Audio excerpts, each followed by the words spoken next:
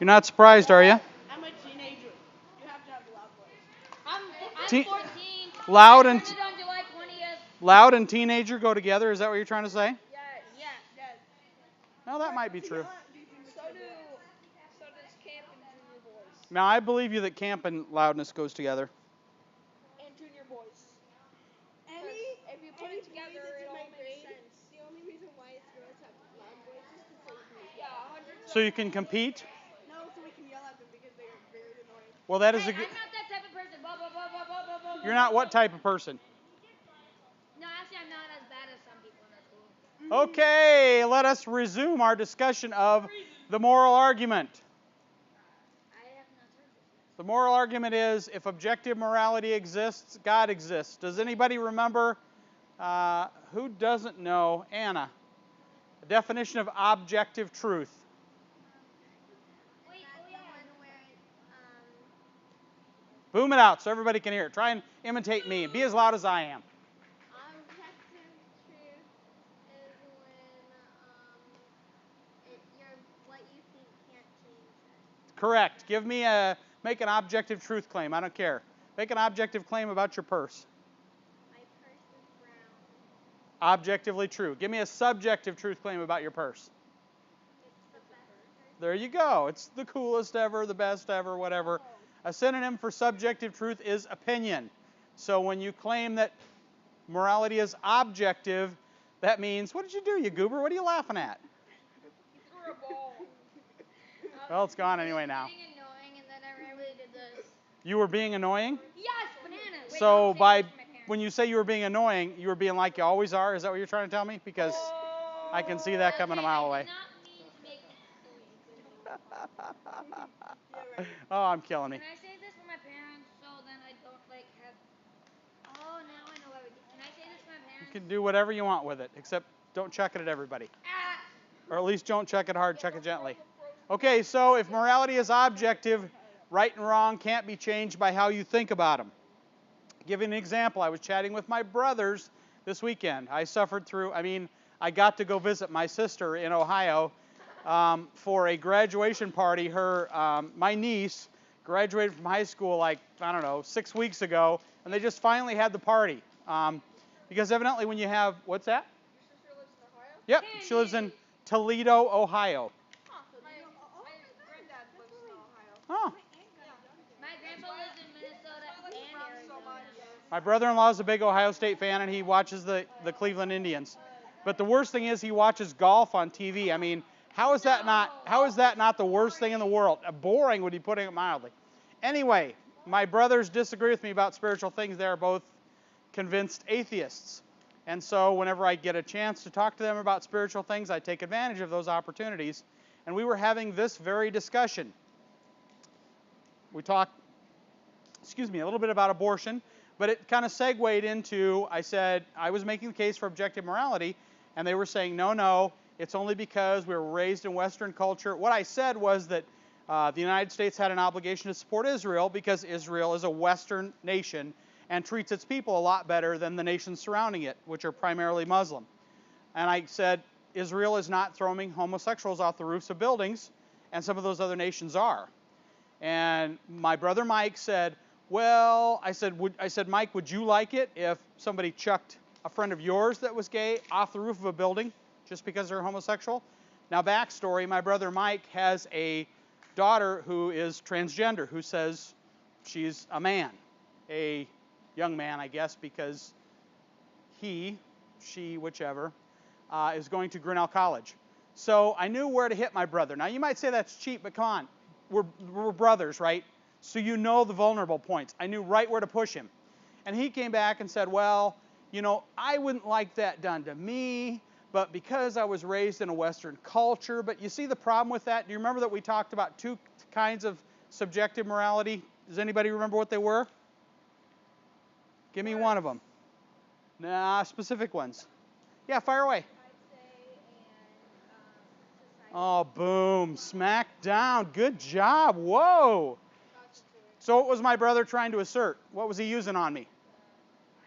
No, society says. Because we're in Western culture, we don't think it's right to throw homosexuals off the roof of a building. but, Islam sees it differently, and so who are we to say, and blah, blah, blah, blah, blah. And I tried to push him harder, but we got interrupted. The stupid party started, which was highly annoying. But so we had a good conversation about that. Now, the problem is when you're having these conversations with your brothers, they knew too many of your defects as a youth and your probable defects as an adult. So it's a lot harder to be persuasive with your brothers or sisters or moms or uncles. There's a verse in the scriptures that says, no man's a prophet in his own hometown. And that's essentially what you run into. Your relatives know you best or worse, depending on how you look at it, so they're the hardest to persuade. But I did have a good conversation with both of them. I talked to Mike about, we were driving to the Henry Ford Museum, and that took a good 55, 60 minutes, and we talked about abortion. And then Greg and Mike and I all together talked about objective morality. Now, they didn't concede that they're wrong, but they are wrong. And I'm going to show you why. Under an atheistic worldview, they call it materialism, which basically says that everything in the world is chemistry and molecules. There's no room, no foundation for there to be objective morality in the sense that morality is real. There's actual right and wrong. Because then you have to say, well, what molecules, what chemistry is morality composed of? No, it's not composed of chemistry or molecules. There's no foundation for it. And if you look at the Darwinian view, the strongest survive, the weakest die, it's clearly not moral. Have you guys followed the social media at all today with this lion that got killed? There's a big kerfuffle over Cecil the lion that, anyway, some hunter paid 50 grand to go on this game hunt and killed a lion. And it turns out it was a lion that they weren't supposed to kill because it was in a protected preserve, but it wandered off the preserve. Anyway, the interesting thing about this, when you read the whole story, which I did, it says, well, the new lion that takes over the pride will kill all the cubs of this lion. Because the new lion doesn't want the bloodline of the old lion. So it will automatically kill all the cubs. Now, we won't go out there, grab this lion, throw it in jail, and try it for murder. Why not? It's violated morality. But it's not a moral agent. People are moral agents. Animals aren't. But it's interesting when you look at some of these things, if morality were like it is in the jungle, then we would just kill and take whoever we can. Okay, so if objective morality does exist, yeah, fire away. That thing that you just had reminded me of Madagascar. Is there a lion that gets killed in Madagascar? Except for that part. Oh, except for that part. It's So other than like having nothing to wandered do off- with the story, it's related? Actually, it's very much related. They Okay. wandered off from What's the zoo. Madagascar? Oh, they snuck out of the zoo? No, not that part. Oh, It's in Madagascar too, I think. Oh, yeah. you're really making me work for this, Huck. What part then was it? Okay, so Alex was a tiny cub with his dad, and like these poachers, he was in like a preserved spot, so these poachers like got his attention, Oh. dragged him off the preserve, and captured him. Gotcha. Well, that's what's alleged to have happened, but really the moral of the story is the new lion who takes over the pride will kill all the offspring of the other lion. Why? Because he doesn't want his bloodline of the other lion spread. Did I say breadline? I meant bloodline. Breadline? Breadline's an expression from the 30s. Even if you're history buffs here, you probably wouldn't have known that expression. Wait, what did you say? Breadline is an expression from the 30s, from the Depression days. Yep, never heard of it. You will maybe someday. Okay, so if objective morality exists, it does seem to require the existence of God. There's simply no foundation for objective morality under a naturalistic worldview. Romans 2:14 and 15. Oh boy, I should be able to do this. The Gentiles, not having the law, do the things of the law, their conscience alternately convicting, condemning, and excusing their behavior. So we observe, and the scriptures confirm, that there is some moral compass built into us. Now, the scriptures also talk about you being able to sear your conscience. So you can do something wrong repeatedly, and it gets easier and easier and easier to do.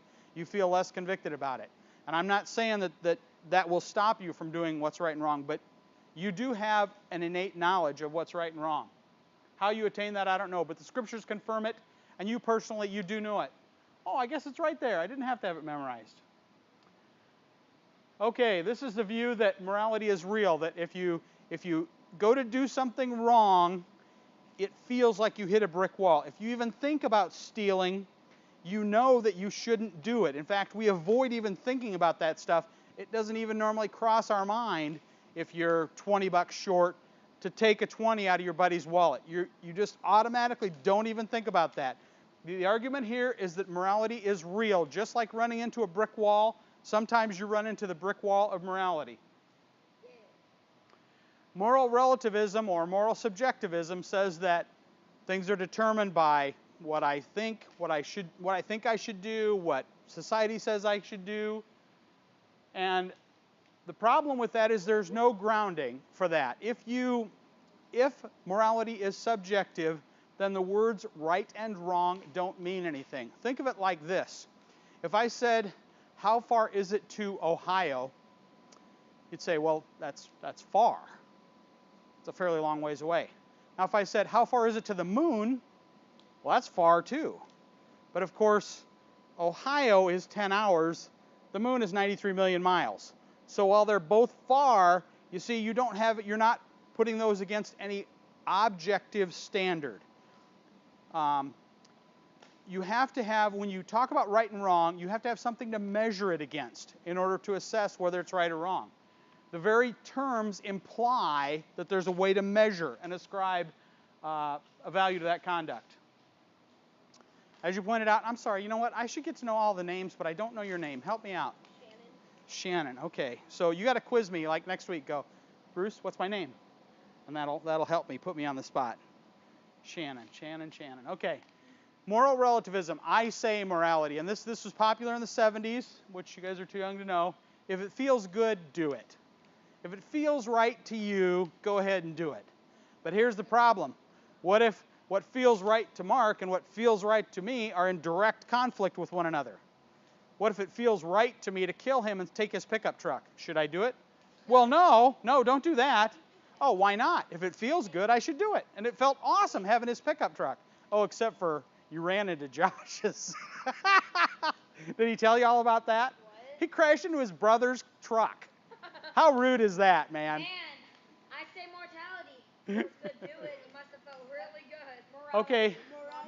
Mortality is dying. Wow. You really took this to a new level right away. We go from morality to mortality. See, the language is important. One letter does make a difference. I wonder why. Okay, and the scripture verse that I think is real applicable here is the end of the book of Judges. It says, in those days there was no king in Israel. Everyone did what was right in his own eyes. Theoretically, they said, hey, that felt good. I'm going to do it. You know what? Killing him made me feel good. Yeah. I'll kill more Yeah. people. Yeah. Well, you kill him to take his stuff. And taking his stuff means you have more stuff. And that's the goal in life, to gain the most stuff.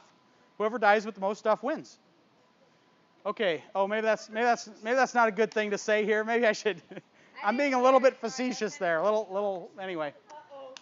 Okay, we got. Wait, what? Wait, you gave me an idea too. I'm confused on what you said. Can you repeat it? Oh, if anybody kills somebody, do not blame it on me. What? Wait, what? What did you say? Okay. Society says morality. Here's what I was arguing with my brothers about. Here we're going to look at some things that happened in the United States back in the day. You know, I thought I knew a little bit about slavery, but when I found these pictures, even I was shocked that a person would put a muzzle on a human being, or worse yet, can you imagine branding a human being? I mean, yeah, it's barbaric. It's beyond belief. The contention, if objective morality exists, the assertion is that doing this was wrong, even when the people that did it thought it was right. The fact that I think it's okay doesn't make it okay. It has a moral value independent of what I think about it. That this was always wrong in all times, in all places, for all people. Concentration camps. Same argument. I don't know if any of you know. Hopefully you do. Adolf Hitler came to power completely legally. Now, allegedly, he staged the Reichstag fire, which was where they burned down the big government building, or he paid some drunken, mentally handicapped guy to do it, and then they killed him, of course. but he came to power completely legally. They voted him in. And he had said what he was going to do in the book Mein Kampf, written in like 1927. So he said, this is what I'm going to do, and then he proceeded to do it. When the Germans were tried, the concentration camp guards, commanders, that type of thing, they said, hey, we were just following orders. This is what we had to do. If we didn't do it, they were going to hurt us. And Supreme Court Justice Robert Jackson famously said, you know there is a law above the law. And we held them accountable anyway. That is not the Bible. Oh, it was the 10 Supreme Court Justice Robert Jackson at the Nuremberg trials. Yeah. Should have been the 10 Your job is to kill millions of Jews, then I believe that would be law above law. There's a great video called 180. It's by Ray Comfort. And he talks to people and tries to engage them upon, what would they do if they were commanded to do it. And it's really cool. He gets people to change their mind. Does that mean that it's 3 hours? No. Good question, though. It means turning around completely. Changing your mind 180 degrees. That's a good. It is, actually. Okay. Anybody know who this guy is? Martin Luther King Jr. Yeah. So we look at him now. We venerate him highly now. But consider that at the time, he was trying to change what was moral. And he was deliberately breaking laws to do it.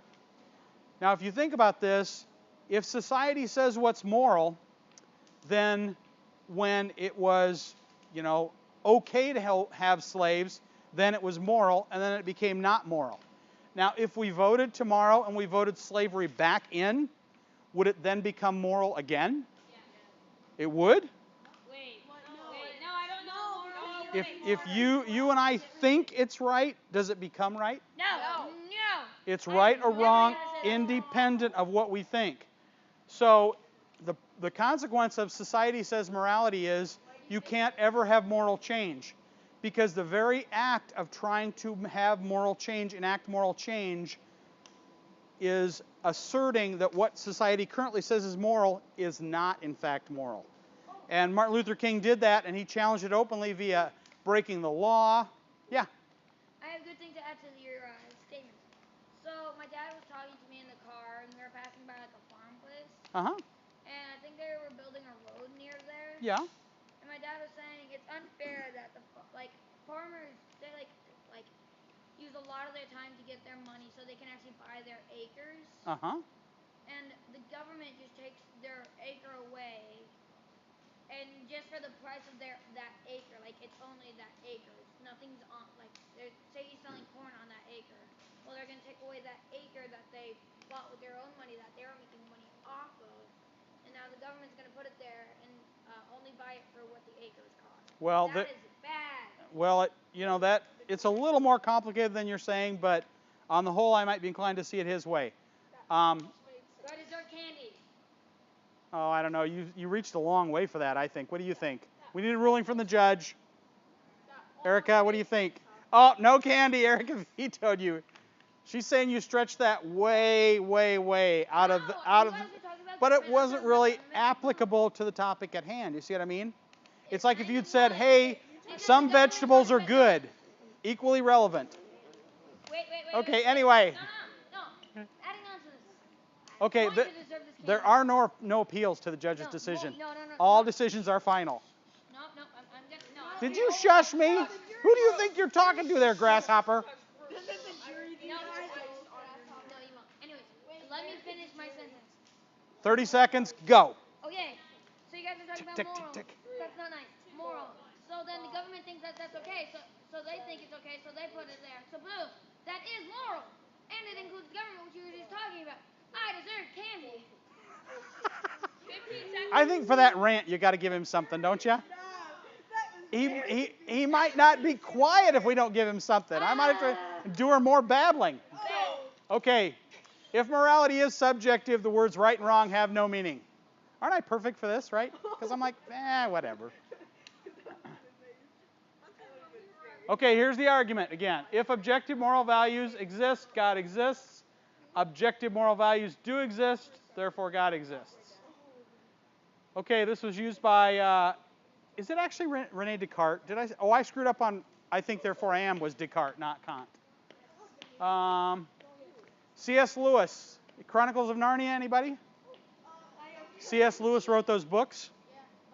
And he famously came to believe, yes? Cannot tell a curved line without a straight line. That's right. His objection with the idea that God existed was he said, why then is there so much wrong in the world? Why is there bad things? Why is there evil? But you see, the problem with that is if you assert that there's evil, then you have to be able to say this is bad and this is good, and a naturalistic worldview provides no way to discriminate between those actions. So he said, yeah, if he asserted that there was a crooked line, but how did he know it was crooked unless he had a straight line to measure it against? Leah Libresco, we'll skip her. Okay, what this argument doesn't say, it doesn't say atheists are immoral. Everybody has a built-in moral compass. Now, we vary in how we use it, but what you'll find is morality is more agreed upon than you think it is. Sometimes you may see something entirely different from the way someone else sees it, but you both have the same goal. Let me give you an example. In politics, generally speaking, conservatives favor smaller government, and Democrats, liberals favor more government. But actually, they both want the same thing. They both want people to flourish. They just disagree on how to get there. So it's not sometimes when we see people that disagree with us, we have to be super careful not to demonize them. They may disagree with us, but they have the same ultimate goal a lot of the times. So just be cautious when you interact with people. If we get to do logical fallacies, I'll explain to you why attacking the person is not good for your argument. It doesn't further your argument. It doesn't say that Christians are more moral than atheists. There's no reason to think that that's true. My mom says that Republicans are meaner than Democrats, that studies have shown, but she's crazy wrong. There would be no way to prove that. You'd have to survey anyway, you couldn't prove that. So don't think that Christians are automatically more moral. In fact, I would tell you that probably the reverse is true, and here's why I would make that assertion. Christians should rightly be held to higher standards. And what the culture sees about us that they find objectionable is our hypocrisy. The fact that we claim these values are true, and then we don't live like we believe those values are true. Yeah, what were you going to say? What he's trying to say is we know what we're supposed to do, but we don't do it. Yes, hypocrisy. So that's one of the things the culture complains about with Christians, and legitimately so. You have to believe the Bible to behave morally. That's not true either. In Romans 2, when it talks about the Gentiles had no idea of the Scriptures, but yet they did what was right. They conformed to the law for the most part because they had a built-in moral conscience. I'm not saying that morality is universally agreed upon. That's not true, but it's much closer than you think it is if you observe what the ultimate goal of two people arguing is. They may both want people to flourish, they just disagree how to get there. That doesn't make one of them inherently immoral. Planned Parenthood, these videos have come out, and we should talk about abortion, assuming you tolerate me for a few more weeks. But they're concerned, they think that it's harmful to women to have to bear these children. So, although I disagree with them, you need to be careful. You can't demonize someone just because they disagree with you. You'll never persuade them if you do that, and that's the ultimate goal, right? Is to persuade them. You don't have to read the Bible to know morality. You know it without the Bible. If all Bibles vanished tomorrow, objective morality would still exist. Cain knew it was wrong to kill Abel. How did he know? He never read the Bible. The Bible didn't exist. He did know. And you can tell that. He says, what am I, my brother's keeper? Tough luck on him. Well, more or less.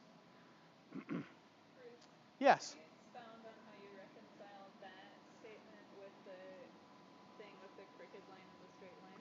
Okay, the idea behind the crooked line and the straight line is, a big issue that many skeptics will bring forth is what's called the problem of evil. They'll say, why would a good God let there be so much bad things in the world? I don't know any of your situations, or not very many of your situations specifically, but sometimes bad stuff happens. parents divorce, siblings die, children die young. But what he couldn't figure out was he knew that these were evil, okay? And you can't reconcile when you say that there's definitely evil in the world, real evil, okay? That it's not just your opinion. Well, that demands that you are able to recognize and tell that that's real evil. But if there's real evil, there's real good. There's a way to measure that. And he understood that he couldn't make a claim that there was real bad without acknowledging that there was real good, objective good. Like that line hits there. If there's a wall here, he ran into that wall and he said, wait a minute, how did he know that? How did he realize that? And I don't know how that works apart from the fact that God made us that way. Normally, even smart atheists will concede that there's no way for there to be objective morality unless there's some kind of a creator. There's just no foundation for it apart from God. Is that kind of what you're asking about? Oh, give her more candy, then she'll never ask. Because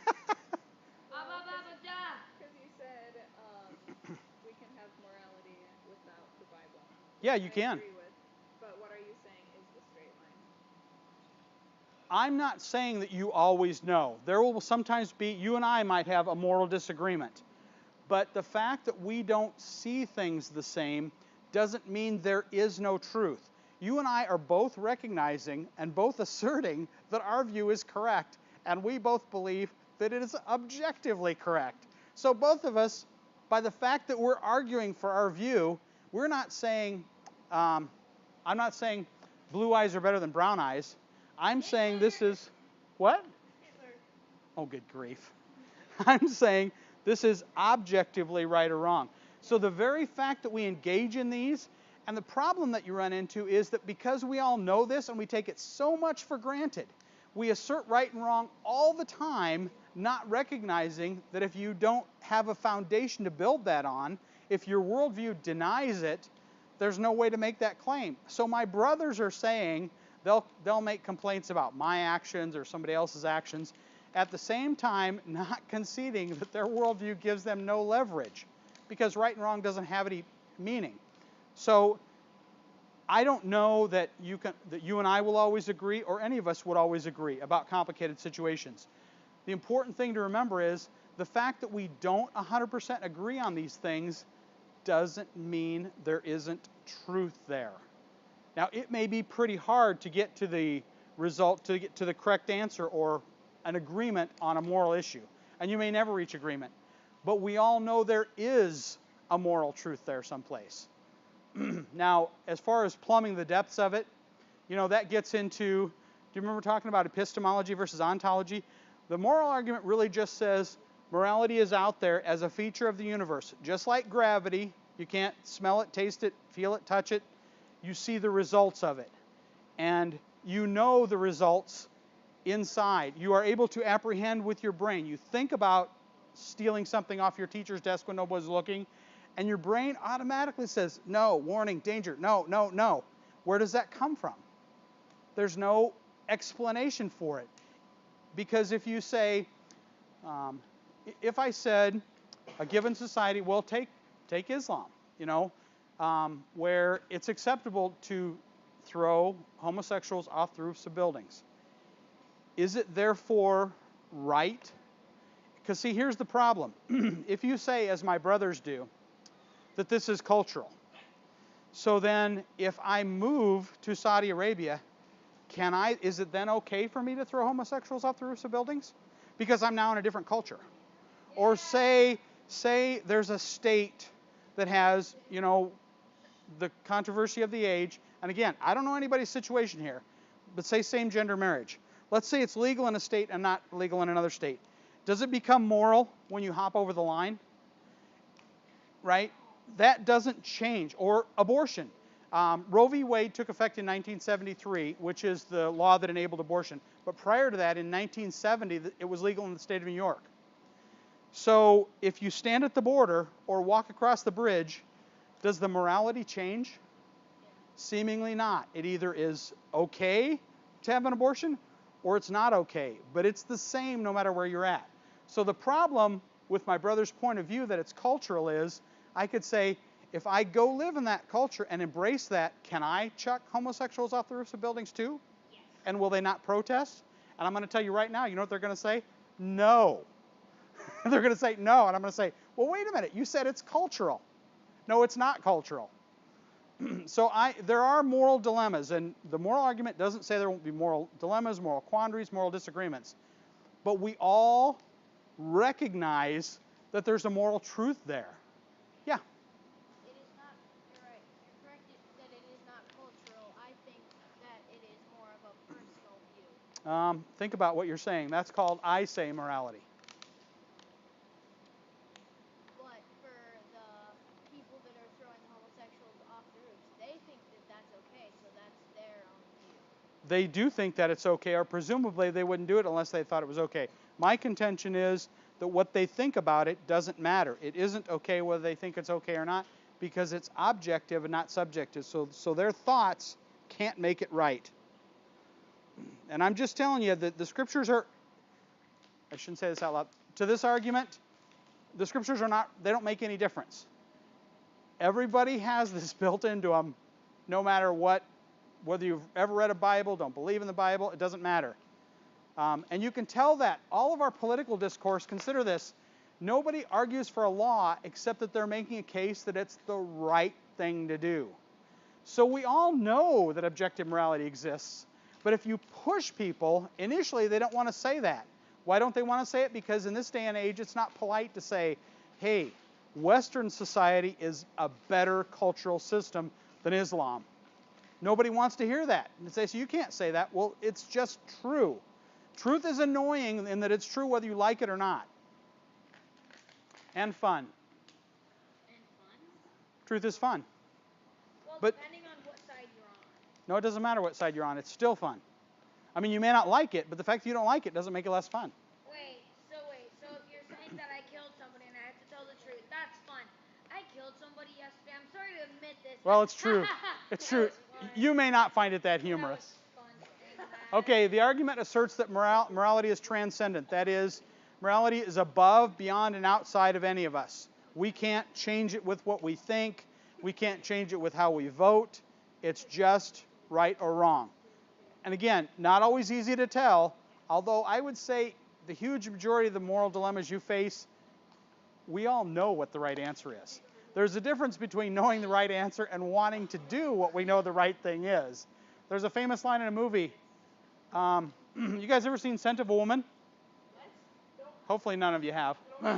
Anyway, it's an awesome movie for when you're like a few years older. And there's a Marine, like a commander in there, and he says, why didn't he do the things he knew that were right? It's too damn hard. Sometimes we don't do the things that we know are right because it's too hard. Wait, But we know what's right. Yes. you said that, the right answer always is? Almost. B. Very seldom do you actually have a legitimate moral quandary where you sit there and think for hours and hours, what's the right thing to do here? It's B, because every time we do one of those Iowa assessment tests, they said if you don't know it gets B. So Oh. Pretty sure it's more like 3C.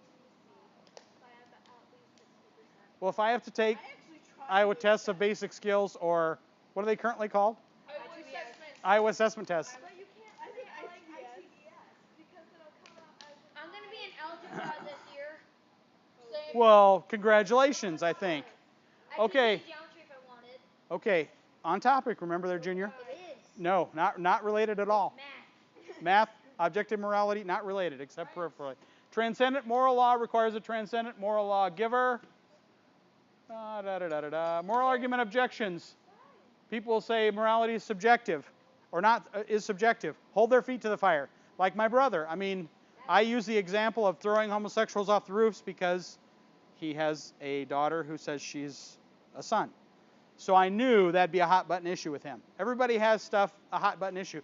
The standard with philosophers, I swear to you, I'm not making this up, is they'll say it's wrong to torture babies for fun. So they go right hardcore right away. They'll go to the mean ones right away. And normally nobody will say, no, that's okay. And if they do, normally the assertion is that they need mental help.